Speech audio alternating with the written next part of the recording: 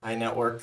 I'm back this week with part two of the Bellabeat case study where I'm going to present my findings from my analysis. To catch you up on last week's episode, in case you forgot or you didn't see it, Bellabeat is a wearable smart device company that is focused on catering towards women. They're currently in a transition period right now from not being able to afford a workforce or to produce more product to they're transitioning to not being able to afford to host their own website is what it looks like to me. I went over a bit of this in my last video, but I will also mention this in the presentation. If you look at the case study situation that this analysis is supposed to be for, I kind of took it in a different direction because this case study is so outdated and a lot of the information in it is inaccurate. So I wanted to recontextualize everything and really build a narrative out of this case study and try to convey that in my analysis. With all that said, let's get into the presentation. Hello, Erska and the rest of the Bellabeat executive team. Thank you for being here today while I present my findings from my analysis for the Bellabeat relaunch. So looking at the agenda for today, first I want to talk about the state of Bellabeat, then go over the Fitbit user analysis that I performed, before talking about how we're going to use those data-driven insights to fuel our relaunch, and then recapping before closing out. So, Bellabeat. We create smart devices for women by women, and also apparently get consulting from this guy. Product offerings include the wearables Leaf and Time. There is the Spring water bottle that tracks water intake. And then we also have the Bellabeat app and Bellabeat membership. Or at least we did, as this entire portfolio isn't offered anymore. With the exception of Time. Time still may be sold on our website, but from what I can tell, all the reviews say it no longer functions. Our main focus is the Ivy Plus and the AI Coach complement to it. Looking at our social media presence, where Bellabeat used to be a verifiable powerhouse, our Facebook is privated, our TikTok doesn't exist, our Twitter is owned by somebody else, our LinkedIn does not link to our LinkedIn, and our Instagram is also owned by what appears to be a music persona. Now, I'm mentioning all these because these are all still linked on our website. And speaking of our website, we have a typo on the first page where we misspell strength. I'd also want to point out at this time that I don't blame the webmaster for this typo, as it was next to the very salacious article, Better Sex Tips. I do want to point out, though, that on this carousel, there is no article titled Sex Tips. So I don't know how there could be better sex tips, and I believe that this should just be renamed to Sex Tips. But I'm being a little nitpicky here. Continuing into what matters, the Bellabeat repivot. So our goal was to find how consumers use their Fitbit to guide Bellabeat's marketing strategy. The Fitbit was a natural place to compare since this is the most alike with Ivy Plus. Data used for this analysis was from March 12th to May 12th of 2016. The data included information from around 35 Fitbit users, and information tracked included steps, calories, activity, and sleep.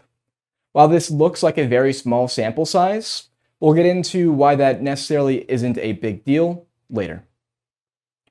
Talking about where these steps are coming from, we saw an increased correlation between the number of total steps and the amount of light active distance and very active distance, showing that these were the two biggest areas of activity when it comes to making up total steps. Looking at the intensity by hour of these Fitbit users, you can see that activity reaches highs during the normal work hours and dies down when people are mostly sleeping. The two main areas of interest are after work, traditional working hours on weekdays from 5 to 8 p.m. You can see increases in activity. And then on the weekends, you can also see activity increasing both in late morning and early afternoon. Looking at the type of activity that users are engaging in, we can see that it is overwhelmingly sedentary, with almost 82% of total time being sedentary. This is including sleeping, but it is worth noting that this is the majority of people's time, even throughout the waking day.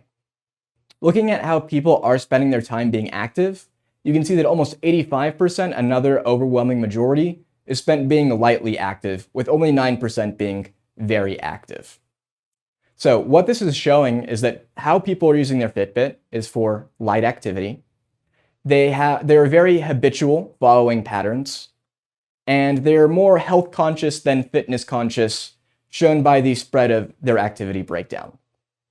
When people are describing the benefits of their smart wearable, they might use words like informative. They might call it a complete health monitor. They might tout its useful metrics and appreciate how it provides great insights. Now, these were all words taken from Amazon reviews. Of what product? You probably didn't guess it. It's the Whoop, which is another activity tracker that touts itself as a health and fitness wearable. You can see that it also provides menstrual cycle insights and has a personalized coach, just like Bellabeat. What's more interesting, it is also priced similarly to our IV Plus, showing there is room in the market for a device like ours.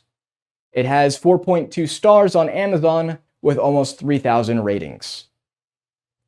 So, looking more about the use cases and what people might want in a health wearable, they'd probably want it to reveal a comprehensive and accurate state of their body. They might want it to live a healthier life, not necessarily a very fit life, but healthy.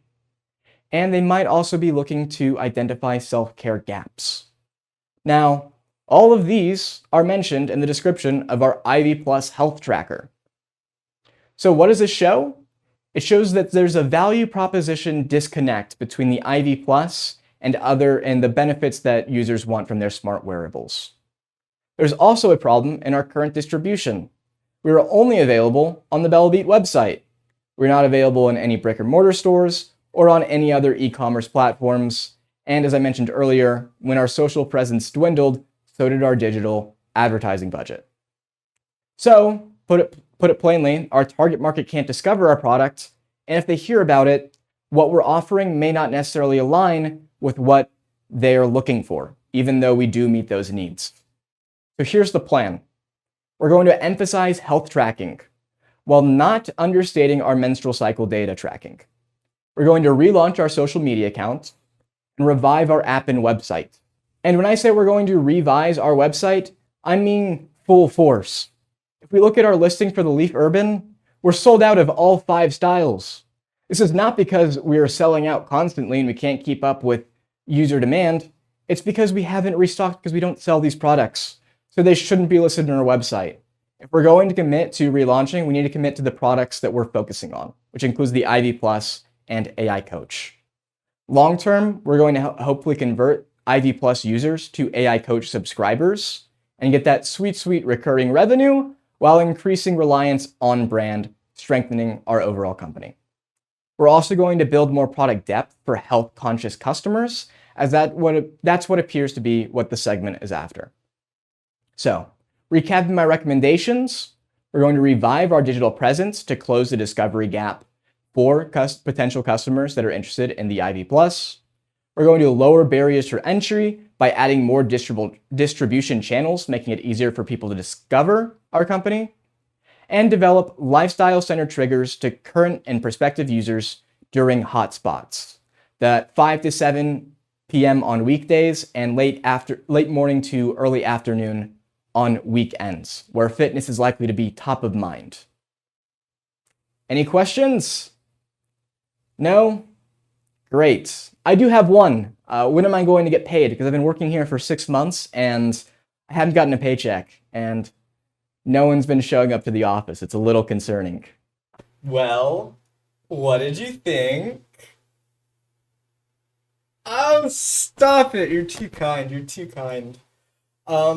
This is the second time I do this take because the first time I accidentally streamed it to Twitch. I was live streaming and I didn't realize it. So that's embarrassing. I don't know if it recorded that anywhere, but I gotta take that down. But it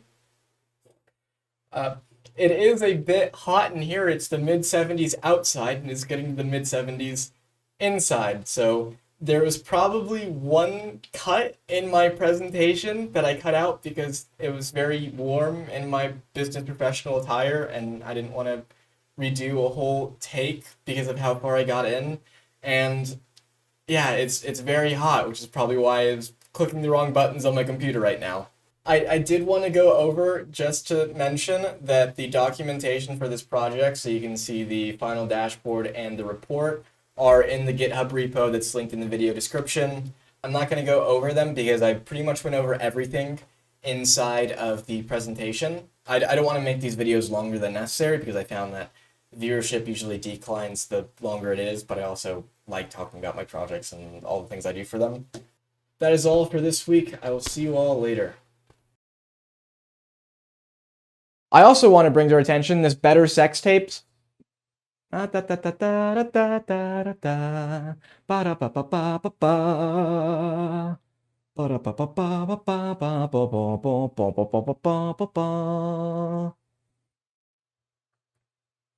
Hello,